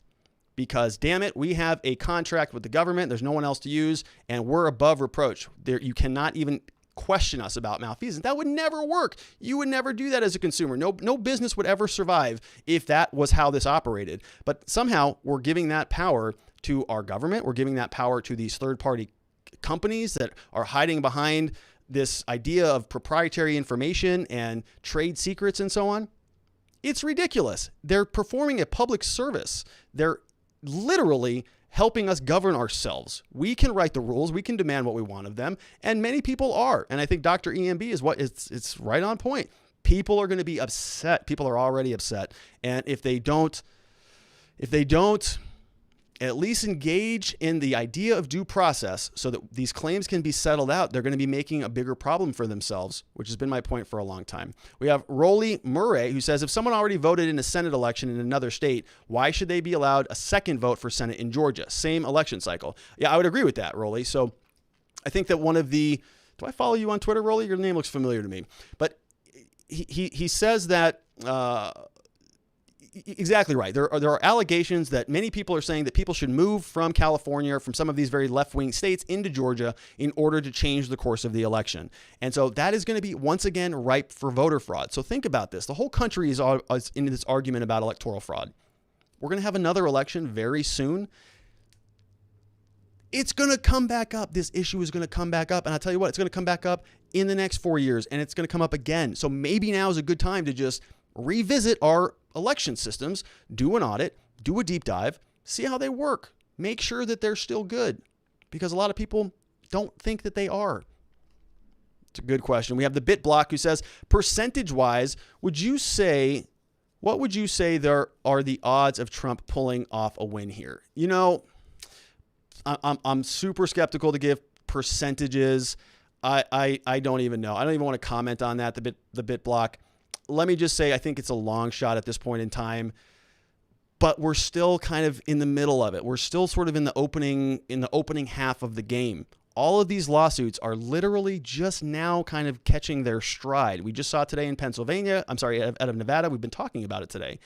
If they can start seeing more information, if they can get access to some of this software, some of the Dominion stuff, here, Agilis, if they can do these forensic audits that they're clamoring for, that might change the course. I will say this. I do not think that the legislatures will overturn the will of the people. I really don't think that that is a winning strategy, nor do I think it's a good one. Unless, that's contingent upon this idea that unless they show something that is pretty dramatic in terms of fraud that would also, I would say, be successful in court. If evidence is presented in the courts that is justified, I think that will give the legislature a little bit of an escape valve, a pressure relief valve to go in and then modify the results of the election, to award the electors to the rightful winner of that. But the legislature going and doing that on their own as a result of some of these sort of Trump hearings that are happening, I don't think that is likely, nor do I think that is wise. But if this goes through the judicial system and we start to see that there is some smoke here, now what we have is the arbiter of these things, which is the courts. We want to be deferential to them. If they go and they find something find fire where we think that there's smoke, that might give cover to the legislatures to then go and exercise the modification of the electoral votes. But remember, this all comes back down to legitimacy. If the legislatures do this and there's no legitimacy, that they're not backed up by a second branch of government. So we have three branches, right? And there's an important reason for that. They talk about it a lot in the Federalist Papers, but it's because we have checks and balances, and we want them to check and balance each other out. And so right now what we would have, if the legislatures would do that, we would have one branch of the government that's really just sort of acting out on their own. They're just taking votes away. They haven't been supported by either of the other two branches. And so the responding argument is, well, the judicial branch is just kicking these things down the road, and they're not doing their due diligence. Well, sorry, that's how that works. That's what the judiciary is for. So you got to keep waging those wars. This may go up to the Supreme Court. If something like that happens, the odds don't. They change dramatically, which is why I'm skeptical to give odds on it. But it's a good question. I know everybody wants odds, but I don't have odds.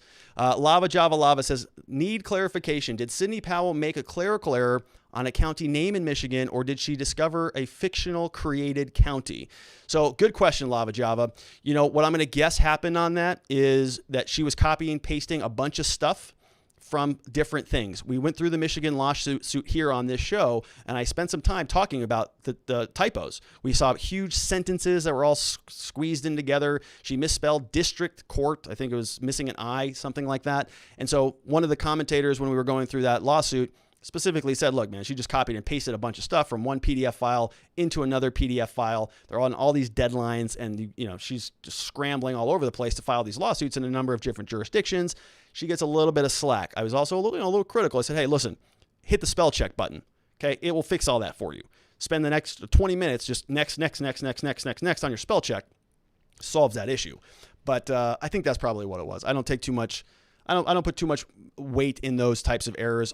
Every lawyer makes errors. There's not a filing in the world, even in front of the Supreme Court, that doesn't have any errors. There's always errors. But I get your point, and maybe it was a fictional created county, or maybe she's legitimate. Maybe it wasn't a fictional created county. Maybe it's a real county that has votes in it that went, of course, for Joe Biden. I don't know. Just joking on that. James Clark says, I talked to a system security for a worldwide company friend today, and I asked them if the Ethernet hooked to a router is connected to the internet. Their answer was not necessarily. Well, that makes sense to me. Yeah. You can have a router that connects a local office to each other, but it's not actually connected to the internet. So that makes sense. So if the concept here is that you have a bunch of Dominion systems that are all networked together so they can communicate with each other, I can see that. I don't know what the purpose of that would be, but the idea is that you want those connected to the internet so that you can communicate things. Don Fulbright has another super chat. No question there. Thanks, Don, for the support. Appreciate that. We have Super Plato Nanoman who says, why are we still hearing how awesome Why are we still hearing how awesome is Powell and Lynn Wood are? The DNC released their own real Kraken with Mark E. Elias, who won most of his cases. So I do follow Mark Elias. Yeah, I mean, I see him. I follow him on Twitter, and he runs Democracy Docket, I think is the name of the website. He's doing a great job on it. He's really, really, really aggressive with organizing and categorizing things. He does a really nice job. I would go check out their website. And I think his position is, or what I see on Twitter a lot is kind of running up the scoreboard. The Trump team's 1 in 37 now, 1 in 55, 1 in a million, right? They keep losing and losing and losing. He's making the arguments for not hearing this stuff in court. That the claims are not worth hearing in court. I think that's a fair generalization of his position, but that's not what we're doing here. We're analyzing the claims because I think that there is a lot of value in that. A lot of people are saying that we can't talk about this stuff, which is a disservice to, I think, all Americans, quite frankly. Anytime that you're not allowed to talk about something is not good for free speech. It's not good for self-governance. It's not good for the values that we want in this country. And so, Mark Elias, I don't know the guy personally. I think I appreciate his work. He's a strong advocate for his side, and we'll see, how this all fares up. No issues with him. Why are we still hearing about how awesome Powell and Lynn Wood are? That I don't know. I think that they have some interesting claims, some good claims that are being filed in various courts. So we have another one from Lava Java Lava who says, what's your book's name and how much is it? So Lava Java Lava, it is called Beginning to Winning. Where is that? So Beginning to Winning, How to Fight Your Case and Succeed in the Criminal Justice System. You can get it on Amazon. I think it's $16.99 on Amazon. It's a book I wrote. It's 9 steps on how to succeed in your criminal court case. And it's pretty detailed in terms of the 9 major components to how a successful criminal case works.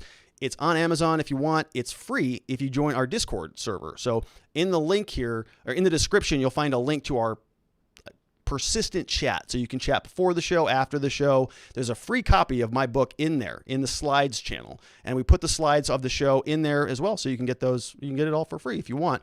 If you find it helpful, if you find it interesting or entertaining, would love a review from you, would love an Amazon review if you want to check that out.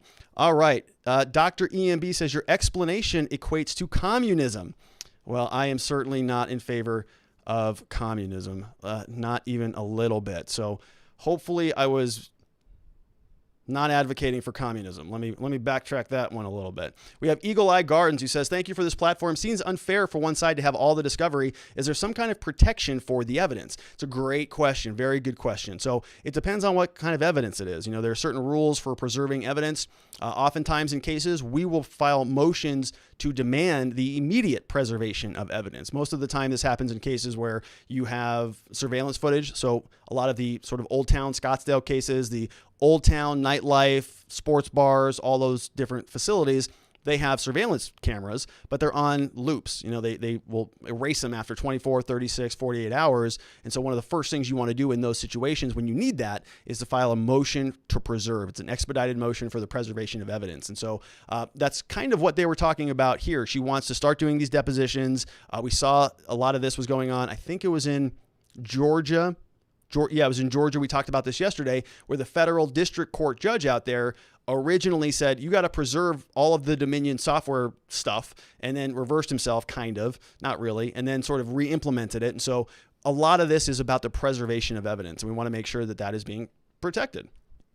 We have Dirk Kessler. Just how broken is our justice system? Thanks for all the videos and chats. Loving them. Thanks, Dirk. I appreciate that. And thanks for that nice feedback. The justice system, I wouldn't say is catastrophically broken. I think that there are very, very important parts that work. And I think there's a lot of very good people in the justice system. And I want to support those good people. I want more good people, less bad people, just like with the cops, just like with the politicians. We want to amplify and elevate the people who are doing good, operating with values, operating with certain things that they consider to be principles that are immutable, that are in the interest of society. We want to weed out some of the bad individuals who are not so much interested in humanity. And my big issue with the justice system is largely that it treats people like case numbers and like manila file folders and like a list of charges. That's it. They just are viewed that way throughout every step of the process. Prosecutors look at them like names and case numbers. Judges look at them like names and case numbers. They look at sentencing charts. So the judge will say, okay, well, what were you charged with? Oh, okay. Possession of a narcotic drug in Arizona. That's a class 4 felony. So they literally have these charts called sentencing charts. You can look them up in the federal courts as well. And you go through the charts, you open them up. Okay, so this person was charged with a class 4. All right, class 4 felony. And then you say, all right, well, this person has 2 priors. So category 1, category 2, we move over the box over here. They get this sentence. That's it. All right, well, what about that person? What about if they have a family, a kid, if they are very remorseful, any of those things? It's mandatory sentencing. So they get a little bit of range. You get a little bit of wiggle room in there, but not much. And that to me feels like you're just punishing people unnecessarily, even really good people who've made some drastic reforms in their lives, who've gotten sober, who've done community involvement. A lot of the time, it just goes totally out the window. Nobody even looks at it unless you have a team, unless you have a defense attorney who's willing to go make those arguments for you. But unfortunately, many people in America don't have that. They have public defenders or they have no lawyers because you're not entitled to a lawyer for certain situations. And even if you go find a lawyer, there are many lawyers that I know, not so much that I know, but a lot of people who are in the defense world who are in it for the wrong reasons. They think they want to make a bunch of money. They're not particularly interested in a cause. They're not interested in necessarily helping people. They used to be prosecutors. So we see this a lot in the defense community. People go and they want to be a prosecutor for 10 years and then they switch sides and they say, well, now I'm going to be a defense attorney. And now because I'm a better defense attorney because I used to be a prosecutor. And they tell that to clients and clients eat that up. Oh yeah, he used to be a prosecutor, so he must be so good. In my mind, it's like, well, wait a minute. You want to hire a lawyer who is just putting people in prison? You're trying to stay out of prison. That guy put people in prison for 10 years. And now he just flipped sides? That doesn't seem like that person's operating out of a sense of duty or a passion for a cause. It sounds like they're just kind of making a career move. And so I think that some of those issues are a little bit troubling. Some are inherent to any system of justice, but I certainly see some room for improvement. I'm not somebody who thinks that we should just dismantle the entire justice system at all. Long answer for a short question, but thank you, Dirk Kessler, for that. Lynn Wood just posted on Twitter that Trump should impose martial law. LOL, you think he helps his cause in the courts with silly talks like this? Super Plata Nano Man. No, I do not. I did not see that. Yeah, we do here. So Miss Faith sent that over. It says, good morning. This is from Linwood. Good morning. Our country is headed to a civil war, a war created by third-party bad actors for their benefit, not for we the people. Communist China is leading the nefarious efforts to take away our freedom. Donald Trump should declare martial law. Let me go ahead and tell you this right now. I disavow that statement completely. Couldn't disagree more with that statement. That is mind-boggling that somebody would even suggest that and want to continue to make a case in court. I think that's totally inappropriate. Totally disavow it. Don't think that is a good idea at all. At all. So let me just be crystal clear about that. We have Rolly Murray again, who says, I think Rolly fingers. Should not election officials be willing to bend over backwards to ensure confidence in the process and the results? Why defensive? It's a good question. I would agree with that. I think I am in the camp that the government is not so credible most of the time. They have a lot of problems. I am for more transparency, more accountability, more openness. I think that they should be willing to open up access to the public in many ways. And I support efforts to see that happen. And I think a lot of Americans after this ordeal are going to feel the same way. SSW Lamb says, was it true that someone wiped the data from Dominion machines in Georgia? What is your thoughts on Brian Kemp not even meeting GOP people? So, it's a good question. I don't know specifically about the data being wiped from Dominion machines. Yesterday, we talked about this, and the idea then was, now this stuff is happening so fast, I can't keep up with every lawsuit in every jurisdiction in every state, but I can tell you that yesterday we spent some time talking about Georgia, and then the federal judge ordered that they preserve that information, then reversed himself and said, well, if you want to appeal this order, you can do so through an interlocutory appeal up to the appeals court. And if you want to do that, feel free to do it. But the original injunction preventing the destruction of information is going to be continued for 10 days. And so if they did delete something, I think that is in violation of the injunction, unless anything else has changed out of that lawsuit. In terms of Brian Kemp and these people, I think these are just political questions. I don't think I don't think Brian Kemp as a Republican or a Secretary of State, he doesn't have any obligation to go meet with Trump's team. Governor Ducey here in Arizona doesn't have any obligation to answer a call from the president or to do any of those things, right? These people are now thinking about their political futures. And if their local government, if their local people, their local populace, their local legislatures, if they're all, moving past this, you got to expect that the politicians are going to follow suit. Doug Ducey's not going to go against the entire establishment of Arizona and say that Arizona should decertify its election unless there's some pretty damn good momentum behind that. He's not going to go at odds against what the state wants to do. And I think that's just a rational thing to do as a politician. Many people are expecting these guys like Raffensperger and Ducey and some of the others to just sort of forego their entire political career in favor of Donald Trump and this cause, and they're not willing to do that. And I think that's pretty reasonable. At this point in time, they can make those claims. They've got political futures that they want or other non-political futures, and so they need to make those decisions. I don't know that, I understand the inclination right now for everybody to sort of circle the wagons, and you're either on our team or you're not on our team. And if you're on our team, then we're going to support you to the end of the earth. But if you're not on our team, then you're dead to me. It's like, all right, I personally don't like it when the other side does that. I don't like when they start throwing up these walls. I am more of the mindset that let's just talk about some of these things. I'm sure Ducey probably has a good reason for why he's doing what he's doing. Same thing with Brian Kemp and some of the others. Thus far, I think that their error has been in not communicating that too well. Ducey went on Twitter yesterday and posted this big long tweet thread, I think 6 tweets, but it was sort of in opposition to what he had said previously about waiting until the lawsuits settled out, because the lawsuits in Arizona aren't done yet. And so, they're politicians. They're going to just be self-serving no matter what they do. And so, the fact that a politician's not coming to anybody's side in any particular case is never surprising to me. It's like, what would you expect? Of course. Yeah. I mean, they probably think Trump's a sinking ship and they want to abandon ship. Right? It's just what politicians do. So it doesn't surprise me a little bit. I'm not super orthodoxy in that way. Like, I'm a Republican, therefore, everybody has to be with me or they're dead to me. I don't subscribe to that kind of identity stuff in general. But this is a nice question. Thank you for that, SSW Lamb. Let's take a couple more and then we'll wrap it up for the day. All right. So we see here, Trump should have built a wall around Democrats first. That comes from Ryan F. We have Kung Fu Panda 66. So how is the American people supposed to ever trust an election again? Trust the GOP? Yeah, it's a good question, right? I think you're right. A lot of this stuff will settle out. If Doug Ducey, if Brian Kemp, if they want to thumb their noses up at the GOP, what's the remedy for that? Well, the next time they're up for office, you just go to the polls and you vote. It's a pretty simple answer there. Why can't Trump lawyers get this into court? I'm not sure specifically about what you're talking about. Michael Green is happy that Trump is going out. He says, say goodbye to Putin's puppet. The American people had enough. We have Hilly Dilly's talking about the CNN tapes. Oh my goodness. I saw that this morning. We didn't cover that on the show today, but James O'Keefe posted on Twitter this morning a call. I couldn't believe it.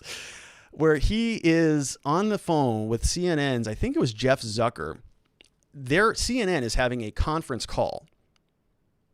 James O'Keefe is on the call, and he just chimes in at some point and says, hey, Jeff, by the way, we've been recording these calls for like a long time now. We've got recordings. We're going to clip them all up. We're just going to put them out there. Just thought I'd let you know. And it goes silent on the other end. I mean, they're just like shocked. It was wild. If you are into that type of thing, you got to watch that video because I was laughing hysterically, and apparently the police, I think, showed up at Project Veritas. So, they're getting into things. We will see how that goes. Vendetta reacts. Did you watch the hearing in Detroit? And did you think the senators were biased in their questioning or not questioning the witnesses? So, Vendetta, I did not watch the Michigan hearing today. I intend to watch the highlights of that tonight. I watched some of Arizona. I watched almost all of Pennsylvania. And so I'm sort of familiar with the line of questioning now. Now I'm kind of watching for highlights and reaction to see if there's anything new, because largely it's the same arguments. They're just kind of picking up the same show and taking it around different states. So, I'm kind of, de-emphasizing some of that unless it's a new issue, just like we're doing with the lawsuits. If it's a new lawsuit with a new claim and new allegations, we'll take a look at that claim, but I'm not going to spend a lot of time rehashing the old arguments again because that's just boring. We've already done that. All right. Let's see. We have another one from Happy Go Lucky. You hear about the DOJ unsealing documents today about the potential bribing for pardons in the White House. No, I did not see that. That sounds like it's a spicy meatball, though. I will take a look at that. We have somebody else who says talk about Barr. I will talk about Barr. Yeah, I know Barr. There was some information. I think Barr came out and said that there was no confirmed evidence of any electoral fraud that the Department of Justice found. I think that's a fair paraphrasing of it. And then Donald Trump's team reported or filed a response to that basically said a public statement that said, we don't think that they were doing any investigation. So they can say what they want about there not being any fraud, but they weren't investigating anything anyway. So I have not really taken a deep dive into that because that was coming out this afternoon as I was preparing for this show. So maybe expect some of that tomorrow after I get to dive into it. All right. Did you hear about the Chinese government owning 75%? Yeah, I did hear about that. I did hear about that. It was one of those that there was a lot of information from the SEC where there was some investments going on that were being funneled back over to China, I guess. I haven't seen any of that stuff confirmed. All right, let's do one more. From Scott Holder, who says, I think the Dems wanting to disarm the public and defund the police is so they can break the laws even more, as some politicians are known for. All right. At R&R Law Group, can you recap the possibilities are for Trump? When can we hear an answer in Arizona and maybe other states? So, Mr. Fang, it's a good question. The possibilities for Trump are get Biden back under the 270 electoral votes. That's from decertifying certain states, or it's from preventing the delivery of the electoral votes, or it's in the House of Representatives as their votes are being read. It's challenging those literally on the floor. So there's a number of different junctures where this could change course. It could happen all the way up into next year. It could. Is it likely? I don't know. Probably not, but it could. And like I said, we're still kind of in the first half of this game. It's December 1st today. It's December 1st. Okay. The electoral day is December 14th. We have the safe harbor provision on December 8th, which is next Monday. Then we have Electors Day, which is when the votes get transmitted. But we're seeing that even lawsuits that are being filed by Sidney Powell and some others are saying that they are not considering the certifications to be legally significant. Even if the states certify the results, they're just filing a lawsuit that says you certified a fraudulent result. Thank you so much for the certification, but it doesn't mean anything because it was all steeped in fraud. And if they can make the case, if they can prove these claims in court, even after Electors Day, even after the certification deadlines, they may still be able to convince enough people that these votes shouldn't go to how the so-called popular vote says they should go. And that would give the legislature and some of these secretaries of state some additional options on sort of pulling those votes back, or on the floor doing a contingent election almost immediately. So going into the House of Representatives and saying, we don't have 270 votes, therefore we need to do a contingent election. We went through what that looks like. They have to move quickly so they could just, it could get into that. But we'll see. We don't know. All right, so let me leave it at that, everybody. I want to thank you so much for being a part of the program. As a reminder, if you're not a regular of the channel, we go live at this time every day. We want to make sure that you are subscribed. So do us a favor, hit that subscribe button so you don't miss the show. We want to have you back here. And it's also a good time, if you don't mind hitting that thumbs up button. It's always helpful for us. YouTube typically doesn't like to share or monetize these types of content, these types of videos, because they're too socially controversial, is what we've been told. So it helps us if you give us a thumbs up or share the video so that people can find us. People can find the content and they can come and get plugged in with the things that we're talking about here. And it's helpful for the show. It keeps us excited, keeps us motivated. I mentioned it previously that my book is in our Discord server, so you can head on over there. There's a link in the description. You can chat with us before and after the show. Miss Faith puts a copy of the slides into the Discord, so you can get access to that as well. Grab a copy of my book while you're in there. And as another reminder, if you know anybody in the state of Arizona who has been charged with a crime, that's what we do. That's our day job. That's what we're really passionate about. We have an entire team of people here at our firm that helps good people navigate through that justice system and get things back on track a little bit. So we're very passionate about that. We would be honored to help anybody in your life that needs some help, some good, competent legal representation from our firm. That's what we do every day. So we'd be honored if you would send people our way. Other than that, I want to make sure that you have a very wonderful evening, and I want to invite you back here tomorrow at the same place, same time, It's 5 p.m. Arizona time, which is Mountain, 1 hour earlier if you're on the West Coast. So it's going to be 4 p.m. in California, 6 p.m. Central Time over in Texas, 7 p.m. on the East Coast. And it looks like Miss Dr. EMB closed us out with a final super chat. She says, thanks to all tonight. God bless. Thank you, doctor. And thank all of you. Have a wonderful evening. Rest well.